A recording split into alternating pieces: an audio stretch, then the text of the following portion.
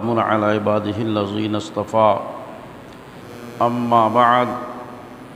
فأعوذ بالله من الشيطان الرجيم بسم الله الرحمن الرحيم ألا إن أولياء الله لا خوف عليهم ولا هم يحزنون صدق الله مولانا العظيم وصدق رسوله النبي الكريم ونحن على ذلك لمن الشاهدين والشاكرين والحمد لله رب العالمين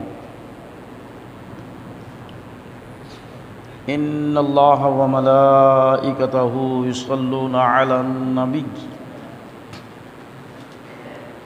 يا أيها الذين آمنوا صلوا عليه وسلموا تسليما اللهم صل على سيدنا مولانا محمد معدن الجود والكرم منبع العلم والحلم والحكم دائما صل وسلم صلاة وسلام عليك يا رسول الله وعلى آلك وأصحابك وأزواجك وذرياتك أجمعين. سامعین کرام، یہ 11ویں شریف کا مہینہ ہے جو پیروں کے پیر، پیر روشن ضمیر، محبوب سبحانی، قطب ربانی، غوث سمدانی، قندیل آسمانی، حضور سیدنا شیخ عبد القادر محی الدین غوث پاک جیلانی رضی اللہ تعالی عنہ کی طرف منسوب ہے. اس لیے اسی مناسبت سے آج کی محفل میں سرکار غوث پاک رضی اللہ تعالی عنہ کے خاندان کا تعارف پیش کیا جا رہا ہے، اور پھر اس کے بعد انشاءاللہ سرکار غوث پاک کی عظمت اور آپ کے فضائل و مناقب آپ کی خدمت میں پیش کیے جائیں گے. مجدد دین و ملت، امام اہل سنت، کنز الکرامت، رفیع الدرجت امام محمد رضا خان فاضل بریلوی علیہ رحمت و رضوان آپ کی شان میں خراج عقیدت پیش کرتے ہوئے ارشاد فرماتے ہیں: تو حسینی حسنی کیوں نہ محی الدین ہو، تو حسینی حسنی کیوں نہ محی الدین ہو، اے خضر مجمع بحرین ہے چشمہ تیرا، اے خضر مجمع بحرین ہے چشمہ تیرا، اور مصطفیٰ کے تنے بے سایہ کا سایہ دیکھا، مصطفیٰ کے تنے بے سایہ کا سایہ دیکھا، جس نے دیکھا میری جاں جلوہ زیبا تیرا، جس نے دیکھا میری جاں جلوہ زیبا تیرا. اور فرماتے ہیں ابن زہرا کو مبارک ہو عروس قدرت، ابن زہرا کو مبارک ہو عروس قدرت، قادری پائیں تصدق میرے دولہا تیرا، قادری پائیں تصدق میرے دولہا تیرا. اور کیوں نہ قاسم ہو کہ تو ابن ابی القاسم ہے،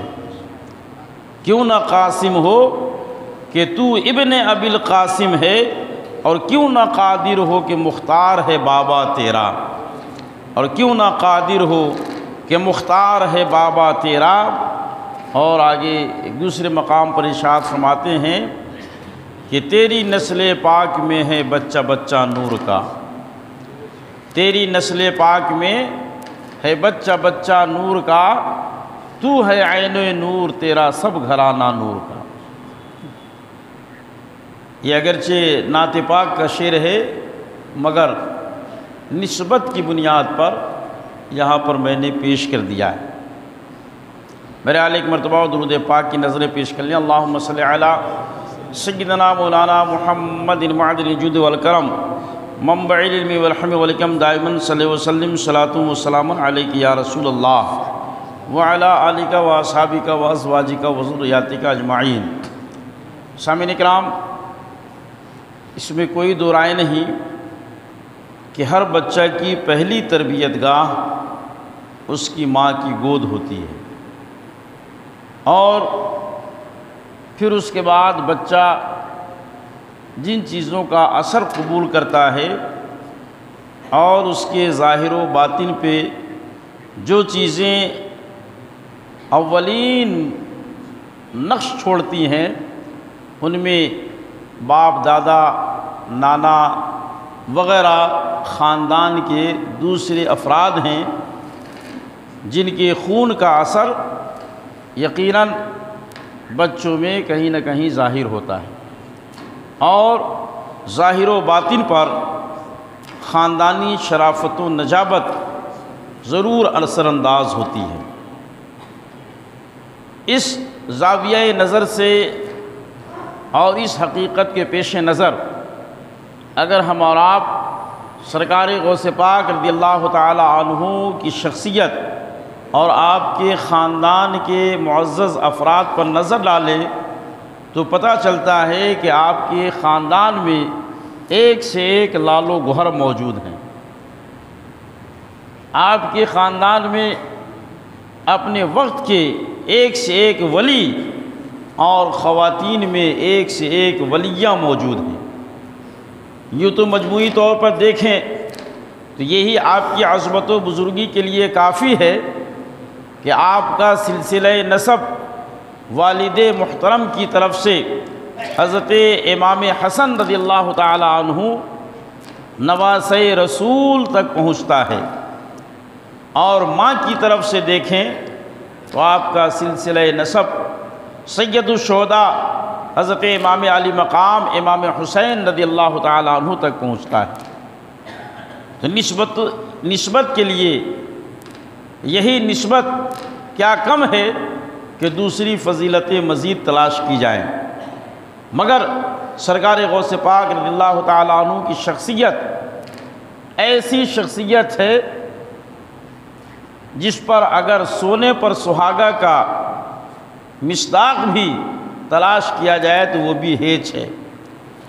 ایسی بلند و بالا شخصیت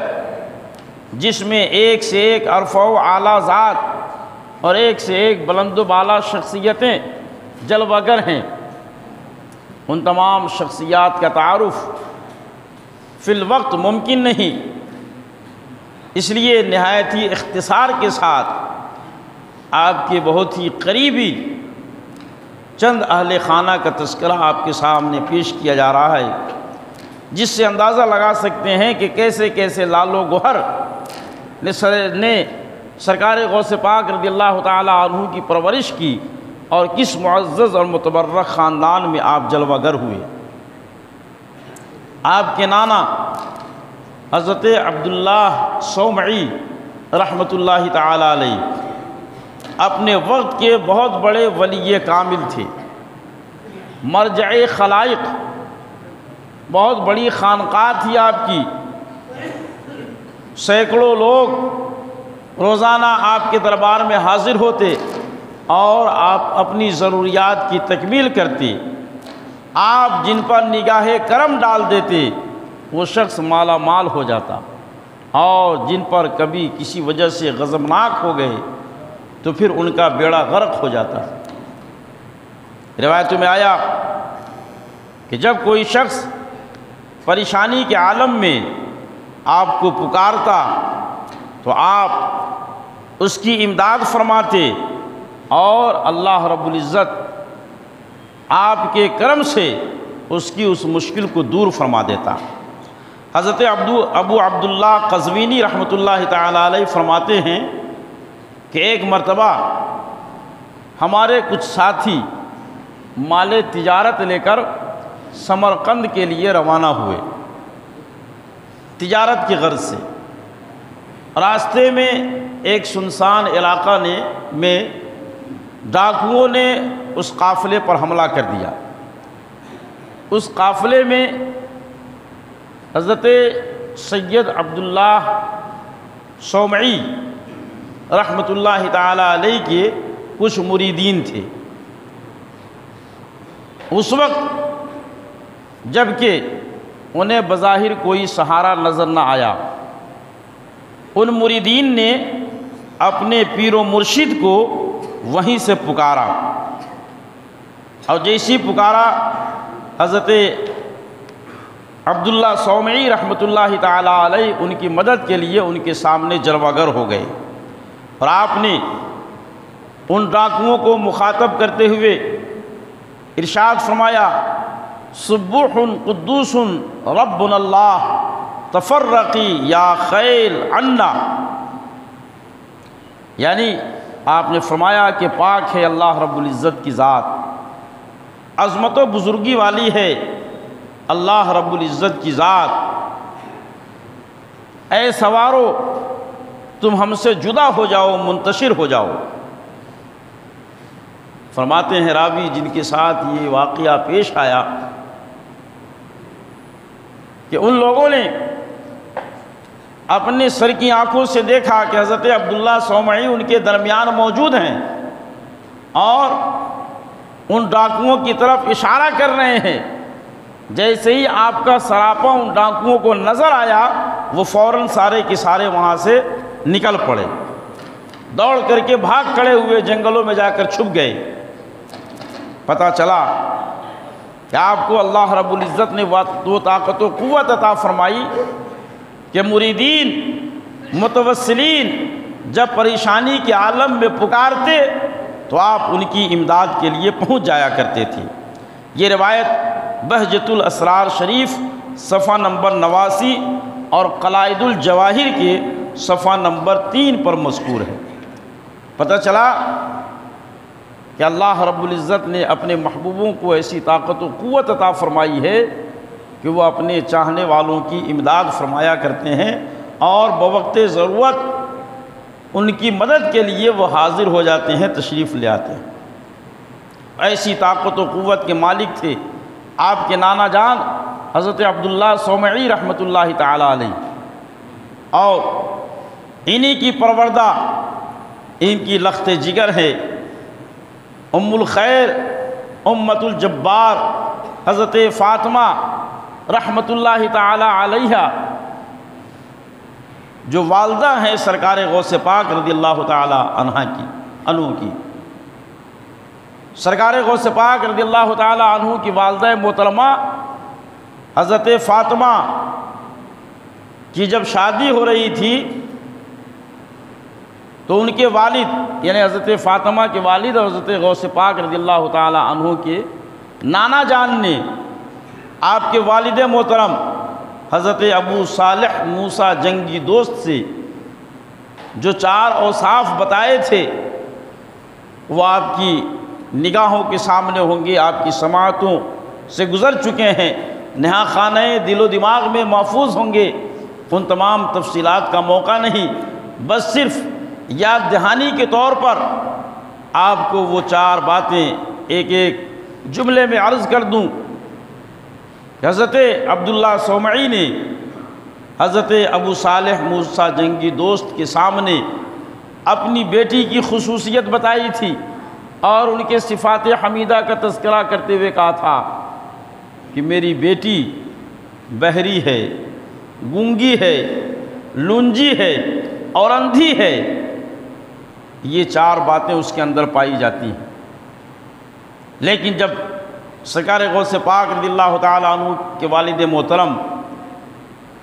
حجرہ عروسی میں گئے اور اپنی بیوی کو انہوں نے دیکھا تو بتائے ہوئے اوصاف کے مطابق نہ پایا، فوراً باہر نکل آئے۔ صبح کو اپنے سسر حضرت عبداللہ صومعی کی بارگاہ میں پہنچے، دریافت کیا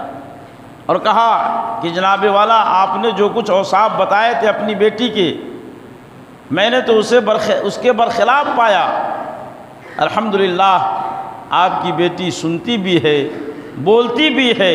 اس کے ہاتھ بھی سلامت ہیں اور اس کی زبان بھی سلامت ہے، وہ ہر طریقے سے بالکل اچھی ستھری تندرست ہے، اس میں تو کسی طریقے کا کوئی عیب نہیں۔ تو آپ کے نانا جان یعنی حضرت عبداللہ صومعی نے اپنی بیٹی کے اوصاف کی وضاحت کرتے ہوئے ارشاد فرمایا تھا، صاحبزادے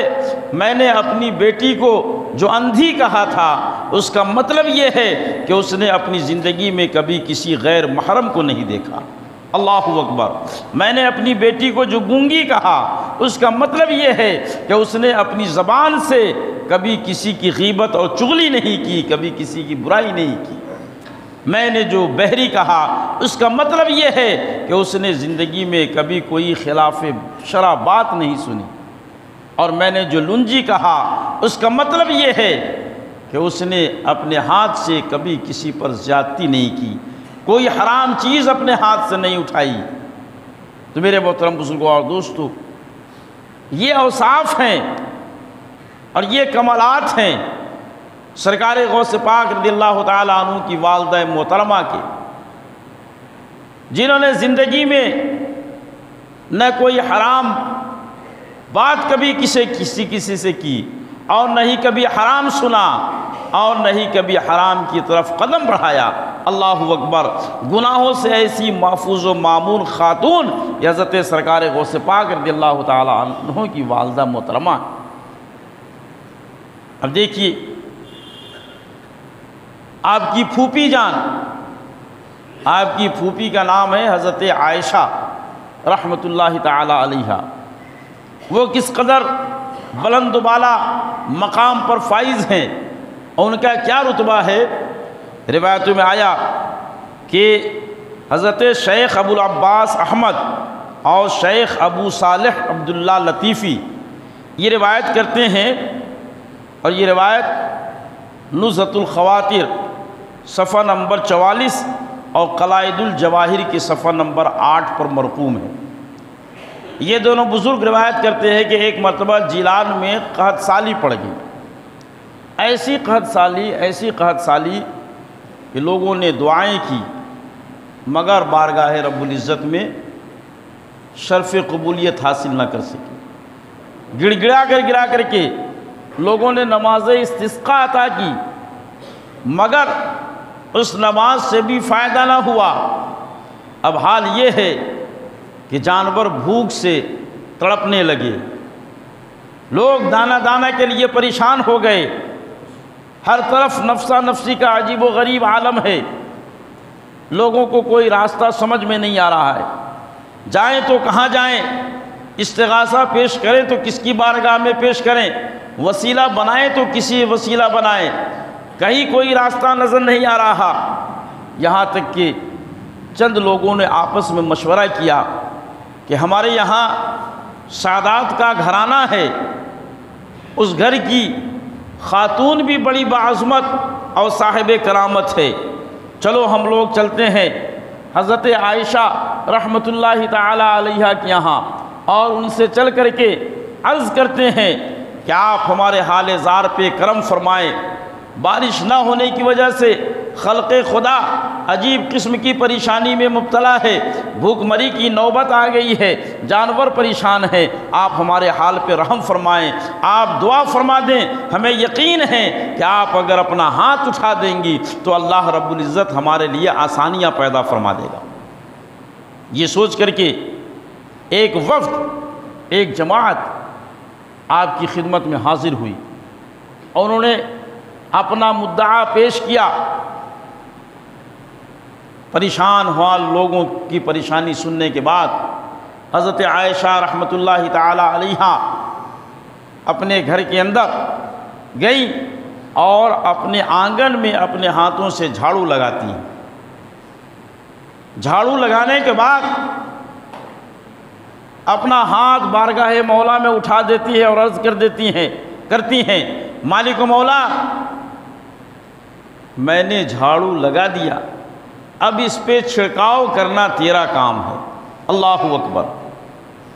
یعنی انہوں نے بارش کا مطالبہ کیا۔ راوی بیان کرتے ہیں کہ ابھی ان کی دعا پوری طرح سے مکمل بھی نہیں ہوئی تھی کہ اللہ رب العزت نے آسمان سے بارش نازل کرنا شروع کر دیا۔ اتنی بارش ہوئی کہ لوگ بھیگتے ہوئے اپنے گھروں کو واپس آئے، اور پھر اس کے بعد بھی بارش کا سلسلہ جاری رہا، یہاں تک کہ کھیتیاں سیراب ہو گئی اور لوگ بارش سے بالکل مطمئن ہو گئے۔ اللہ اکبر۔ یہ ہے سرکار غوث پاک رضی اللہ تعالی عنہ کی پھوپھی جان، جن کی ولایت و کرامت کا حال یہ ہے کہ رب کی بارگاہ میں جب ہاتھ اٹھاتی ہیں تو اللہ رب العزت آپ کی دعا کو رد نہیں فرماتا ہے، آپ کے ذریعے سے خلق خدا پر رحم و کرم کی برسات نازل فرما دیتا ہے۔ اللہ اکبر۔ اب آئیے والد محترم کا جائزہ لیجیے۔ والد محترم، ان کا واقعہ آپ نے سیب والے واقعے کے ضمن میں سماعت کر لیا کہ صرف ایک سیب کی خطا معاف کرانے کے لیے باغ کے مالک کے پاس پہنچ گئے اور کئی سال تک ان کے باغ کی خدمت کرتے رہے، اور پھر اس کے بعد ان کی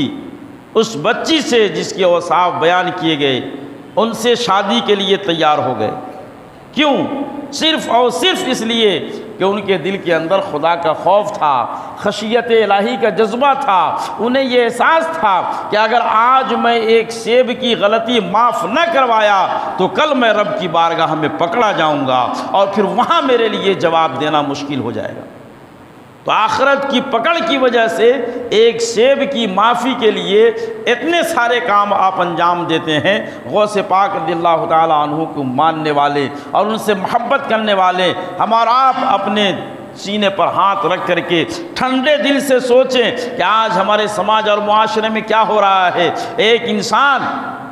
پورا ٹرک کا ٹرک صاف کر دیتا ہے اور ڈکار تک نہیں آتا، بوری کی بوریاں صاف ہو جاتی ہیں، لاکھوں روپے مار لیتا ہے، مگر ذرہ برابر پیشانی پہ شکن نمودار نہیں ہوتی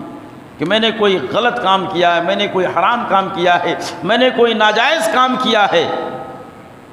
اور ایک سرکار غوث پاک کے والد محترم ہیں کہ ایک سیب کی خطا معاف کرانے کے لیے اتنی مشقتیں اٹھا رہے ہیں۔ اس میں یقیناً ہم غلاموں کے لیے درس ہے کہ لوگوں یہ دنیا فانی ہے، آج نہیں کل یہ فنا ہو جائے گی۔ تم اگر کسی کا غبن کرتے ہو، کسی کی چوری کرتے ہو، اگر ڈاکہ زنی کرتے ہو، اگر کسی کی حرام طور پر کسی کا مال دباتے ہو تو اسے چند روزہ تو عائش کر سکتے ہو، چند سالوں تک زندگی عیش و آرام کی بسر کر سکتے ہو، لیکن بالآخر اس دنیا کو چھوڑ کر کے جب قبر میں جاؤ گے تو ایک ایک پائی کا حساب دینا پڑے گا، ایک ایک رتی کا حساب دینا پڑے گا۔ پھر اس وقت تمہارے لیے سوائے کف افسوس ملنے کے اور کوئی دوسرا چارہ نہ ہوگا اور رب کا عذاب بھگتنے کے علاوہ کوئی راستہ نہ ہوگا۔ اس لیے اپنی گریبان میں جھانکتے رہو، اپنا جائزہ لیتے رہو کہ مبادا کہیں میں کوئی حرام پیسہ تو نہیں کھا رہا ہوں، میں کسی کا غصب تو نہیں کر رہا ہوں، کہیں چوری کا مال تو میرے پاس نہیں آ رہا ہے، ناجائز اور حرام طریقے سے میں مال تو نہیں جمع کر رہا ہوں۔ اس پر ہمیشہ آدمی کو غور و فکر کرتے رہنا چاہیے۔ یہی والد محترم ہیں حضرت غوث پاک رضی اللہ تعالیٰ عنہ کے۔ اللہ اکبر۔ روایت میں آیا حضرت شیخ عبد القادر محی الدین غوث پاک جیلانی رضی اللہ تعالیٰ عنہ کے والد محترم، اللہ اکبر، ایک مرتبہ جامع مسجد میں نماز ادا کرنے کے لیے جا رہے ہیں۔ آپ ادھر سے جا رہے ہیں، ادھر سے کچھ مزدور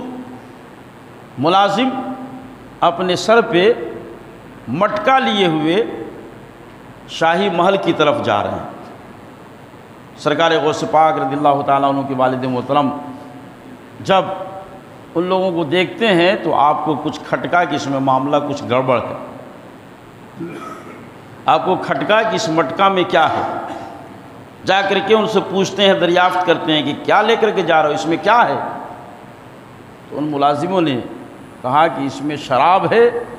جو ہم خلیفۃ المسلمین کے لیے لے کر کے جا رہے ہیں۔ اتنا سننا تھا کہ آپ جذبات میں آ گئے، طیش میں آ گئے، آپ نے اسی وقت ان تمام مٹکوں کو پھوڑ دیا اور شراب کو سڑک پر بہوا دیا۔ بادشاہ کے ملازمین نے جب یہ دیکھا تو وہ بادشاہ کے دربار میں پہنچے۔ خلیفہ کے یہاں پہنچنے کے بعد عرض گزار ہوئے، حضور والا ہم شراب کا مٹکا لے کر کے آ رہے تھے،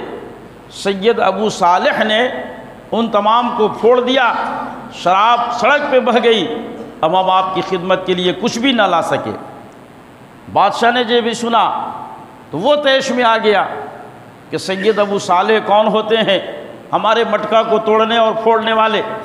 کہا کہ بلاؤ ابو صالح صاحب کو ہمارے دربار میں حاضر کرو. بادشاہ کا دربار سجایا گیا. حضرت ابو صالح جنگی دوست رحمۃ اللہ تعالی علیہ جو غوث پاک کے والد محترم ہیں دربار میں پیش کیے گئے. خلیفہ نے پوچھا جناب والا آپ نے ہمارے ملازم کا مٹکا کیوں توڑ دیا؟ تو آپ نے فرمایا میں نے اس لیے توڑا کہ میں محتسب ہوں، حساب لینا یہ میری ذمہ داری ہے، میں نے اپنا فرض منصبی ادا کیا ہے، جو میرے اوپر ذمہ داری عائد ہوتی ہے میں نے اس کا حق ادا کیا ہے. خلیفہ وقت بھرے دربار میں یہ جواب سن کر کے لرز اٹھا. آگے اس نے اپنے آپ کو کنٹرول کرتے ہوئے اور جذبات کو قابو میں لاتے ہوئے اس نے کہا کہ چلیے مانا کہ یہ چیز آپ کو ناگوار گزری تو آپ کہہ دیے ہوتے یا اسے نالی میں بہوا دیے ہوتے، آپ نے مٹکا کیوں توڑا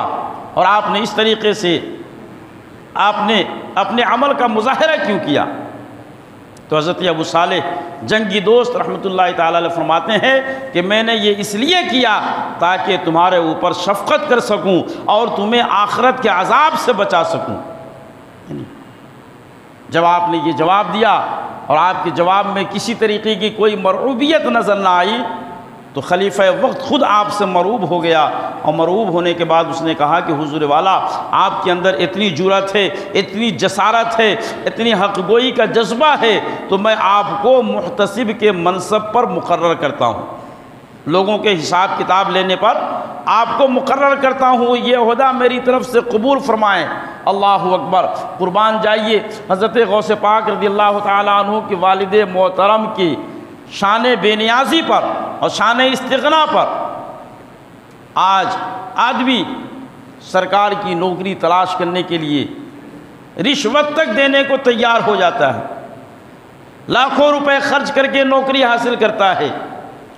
مگر سرکار غوث پاک کے والد محترم ہیں، ارشاد فرماتے ہیں اے خلیفہ وقت سنو، جب میں اللہ کی طرف سے محتسب مقرر ہوں تو پھر بندے کو کیا حق پہنچتا ہے کہ وہ مجھے محتسب بنائے؟ یعنی میں تمہاری طرف سے مقرر کردہ محتسب نہیں بنوں گا، اللہ رب العزت نے خود مجھے محتسب بنا کر کے بھیجا ہے اور اس کی طرف سے میں اس ذمہ داری پر مقرر ہوں، مجھے تمہارے عہدے اور منصب کی ضرورت نہیں ہے. میرے محترم بزرگوں اور دوستو، حضرت شیخ ابو صالح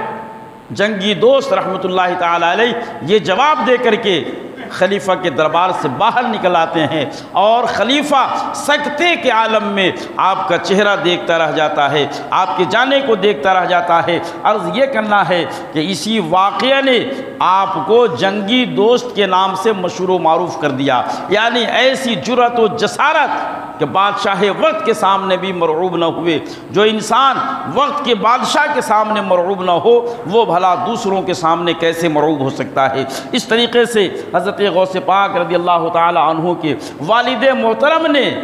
اعلائے کلمت الحق کا فریضہ انجام دیا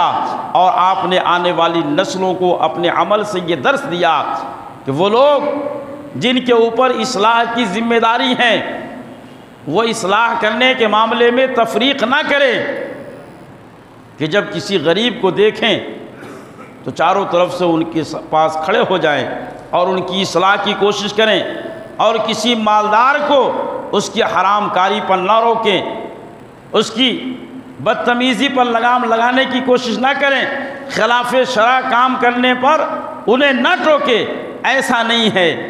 بلکہ دعوت و اصلاح کی ذمہ داری جن کے سر ہے ان پر لازم یہ ہے کہ جہاں وہ غریبوں کی اصلاح کی کوشش کریں وہیں پر امیروں کی بھی اصلاح کی کوشش کریں، جہاں غریبوں کے لیے دعوت کا کام کریں وہیں پر امیروں کے لیے بھی کام کریں. ایسا نہ ہو کہ صرف دعوت و تبلیغ کا کام غریبوں پر کرتے رہیں اور وقت کے رؤسا کو یوں ہی بے لگام چھوڑ دیں، وقت کے عمرہ کو یوں ہی بے لگام چھوڑ دیں. عمرہ کو بے لگام چھوڑنے کا اثر نتیجہ یہ ہے کہ اس کی وجہ سے قوم گمراہی میں پڑ جاتی ہے، بدعمالی بیماری کا شکار ہوتی ہے اور اصلاح کی کوششیں کما کہو اپنا فائدہ ظاہر نہیں کرتی۔ تو میرے محترم بزرگوں اور دوستو، اس طریقے سے سرکار غوث پاک رضی اللہ تعالی عنہ کا یہ خانوادہ ہے جو ہمیں اور آپ کو یہ درس دے رہا ہے کہ گھر کے ذمہ دار افراد، صاحب خانہ، باپ دادا اگر درست ہوں، صحیح راستے پر ہوں، تو ان کی اولاد بھی صحیح راستے پر رہتی ہے۔ اور اگر باپ دادا کے اندر بگاڑ پیدا ہو جائے، نانا نانی کے اندر بگاڑ پیدا ہو جائے، دادی اور گھر کے دیگر افراد کے اندر بگاڑ پیدا ہو جائے، تو پھر بچوں کی نیت میں بھی فساد پیدا ہوتا ہے، ان کے کردار میں بھی فساد پیدا ہوتا ہے، ان کے اخلاق میں بھی فساد پیدا ہوتا ہے۔ اس لیے اگر آپ یہ چاہتے ہیں کہ ہمارے بچے سیدھی راہ پر قائم رہیں، ہمارے بچے ایماندار اور دیندار بنیں، ہمارے بچے صراط مستقیم پر چلتے رہیں، تو پہلے اپنے آپ کو صراط مستقیم پر ڈھالنا پڑے گا۔ اگر آپ اپنے بچوں کو مسجد کا نمازی دیکھنا چاہتے ہیں تو پہلے خود کو نماز کا پابند بنانا پڑے گا۔ اگر آپ اپنی بچیوں کو پردہ کے اندر دیکھنا چاہتے ہیں تو پہلے گھر کی ماؤں کو پردہ کے اندر آنا پڑے گا، تب جا کے بچیاں صراط مستقیم پر آئیں گی اور بچیاں حجاب اور پردہ کا اہتمام کریں گی۔ دعا ہے کہ اللہ رب العزت ہمیں اور آپ کو ان بزرگان دین کے ذکر جمیل سے عبرت و نصیحت حاصل کرنے کی توفیق عطا فرمائے، اور اللہ رب العزت ان کے نقش قدم پر چلنے کی توفیق عطا فرمائے۔ دنیا کے اندر ہم ان کا نام لیوا بن کر کے رہیں، اور آخرت میں اللہ رب العزت ہمیں اور آپ کو ان کی شفاعت نصیب فرمائے۔ الحمدللہ رب العالمین۔